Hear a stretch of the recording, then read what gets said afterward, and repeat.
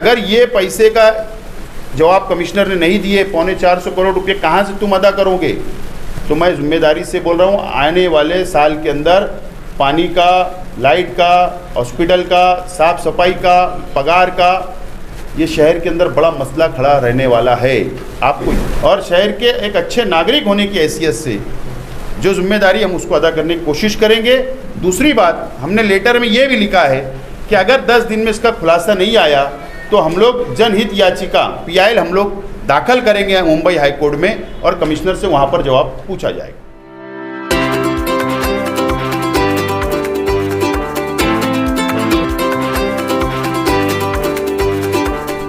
10 महीना मुकम्मल हो रहे हैं।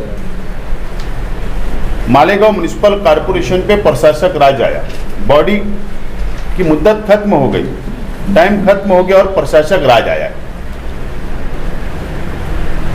और हम लोग नजर बनाए हुए थे कि प्रशासक की जिम्मेदारी क्या है और प्रशासक क्या काम शहर में करता है। जो मालूमात हम लोग 1 महीने से मुकम्मल लगे हुए थे कि हम लोगों को कॉरपोरेशन से, अलग अलग डिपार्टमेंट से हम लोगों ने मालूमात ली और मालूमात लेने में जो बातें सामने आ रही है वो बहुत चौंका देने वाली बात सामने आ रही है। प्रशासक किसी राजकीय लोगों के दबाव में या अपने तौर पर मनमाना कारोबार कर रहा है, ये जवाब प्रशासक साहब ही दे सकते हैं। लेकिन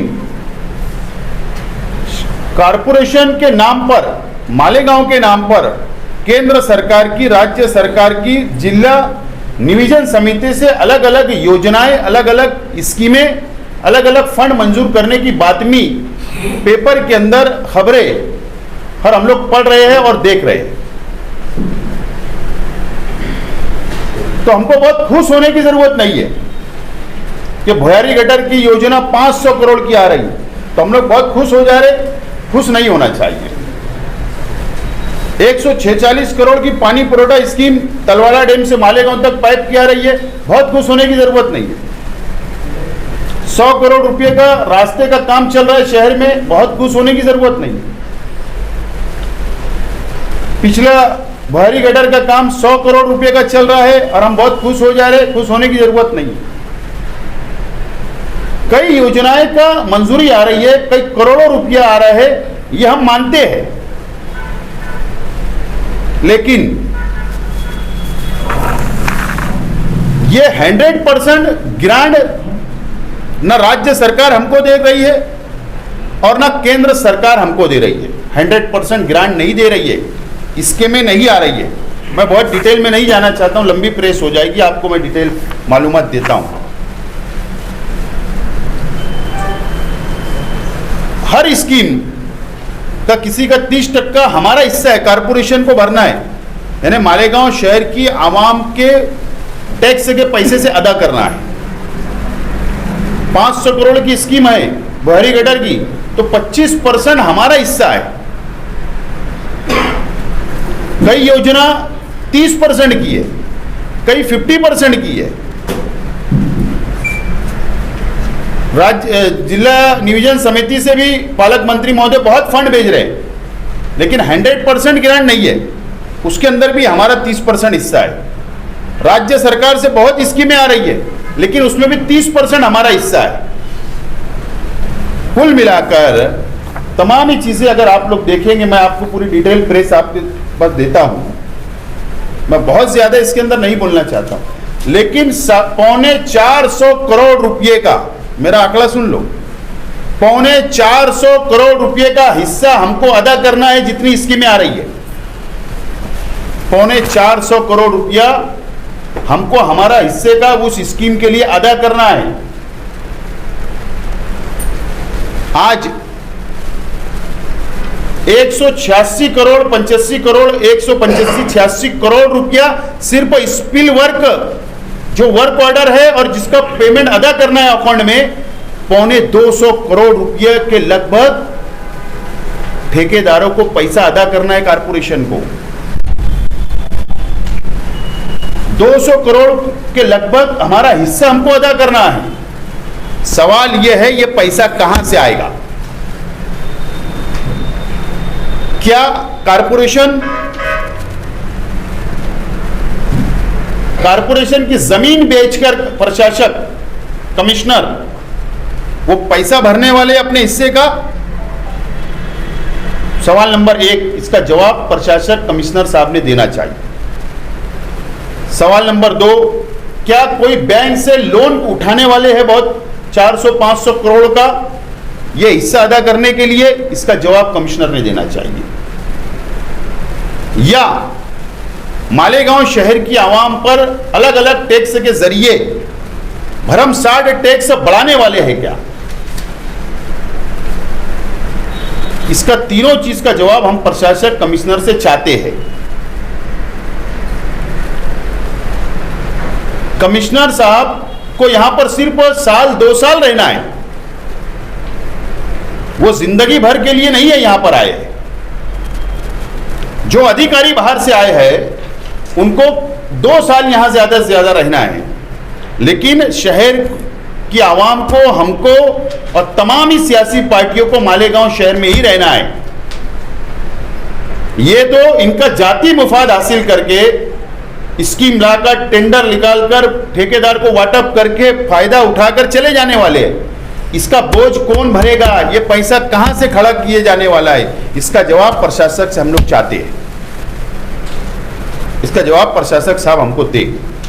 मुझे याद है कि जब मैं स्टैंड के पास का फ्लाईओवर ब्रिज का प्रपोजल चला रहा था तो मंत्रालय के अंदर से हमको बाकायदा ये पूछा जाता था कमिश्नर से कि आपकी बैलेंस शीट कैसी है बताइए पहले।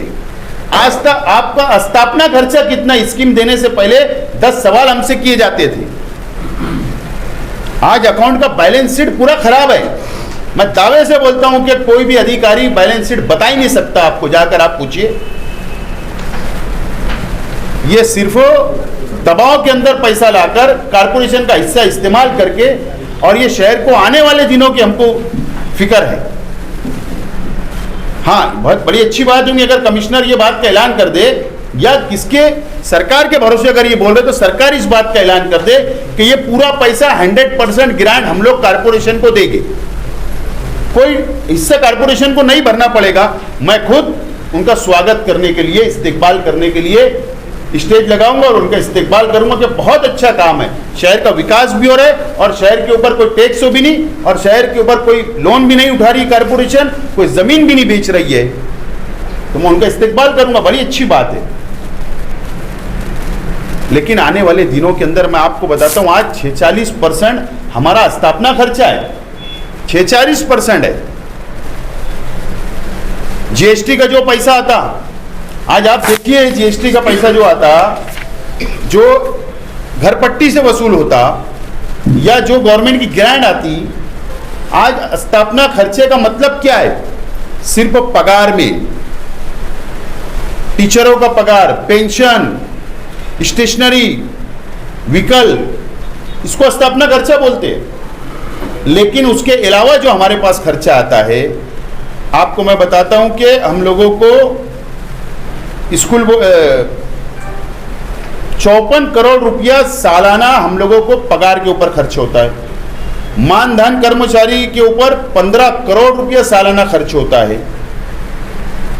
पेंशनरों के ऊपर 31 करोड़ रुपया सालाना खर्च होता है। स्कूल बोर्ड की पगार और पेंशन के लिए 28 करोड़ रुपया देना पड़ता है। पानी, बिजली, लाइट, इसके लिए 9 करोड़ रुपया हम लोगों को देना पड़ता है, यानी एमएससीबी को।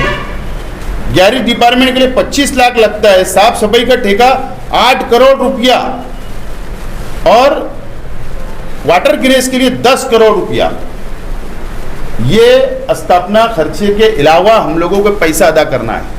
सवाल यह है कि जितना तुम्हारे पास आ रहा, तुम उसमें तो इसमें खत्म हो जा रहा है तुम्हारे पास, तो तुम ये 450 करोड़ रुपया कहां से लाकर अपना हिस्सा अदा करोगे? इसका जवाब कमिश्नर साहब से हम लोग चाहते हैं। हम चाहते हैं शहर का विकास हो, शहर का डेवलप हो, शहर में स्कीमें आए, बिल्कुल हम चाहते हैं। लेकिन आज मैं देख रहा हूं कि हमारे शहर के मंत्री है, शहर के आमदार साहब है, तो इनकी जिम्मेदारी है कि गवर्नमेंट में आप बैठे हो तो गवर्नमेंट से 100% पैसा लाओ। मैं देख रहा हूं कि एमएलए साहब भी 70% ला रहे हैं, बोलते 30 कारपोरेशन ने डाल देना। मंत्री महोदय वो भी 70% की ग्रांट ला रहे, बोलते 30 तुम डाल देना। अरे तुम वहां पर सरकार में हो, आप आमदार हो, आप मंत्री हो, आपकी जिम्मेदारी के 100% ग्रांट लाओ ना, वहां बैठकर पाठ पुरावा करके 100% लाओ। तुम कारपोरेशन के भरोसे स्कीम लाओगे, निधि लाओगे और कारपोरेशन को बोलेंगे हिस्सा डालो, कितना दबाओगे, कितना दबाओगे? एक लिमिट है।